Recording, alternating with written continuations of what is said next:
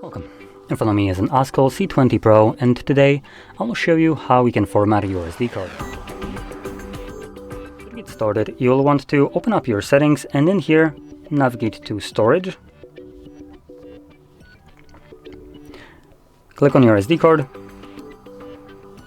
You can choose whichever one you want. I'll be selecting Files.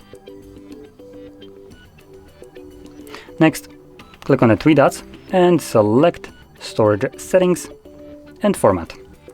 This gives you a message letting you know that formatting will remove all the data that is stored on that card.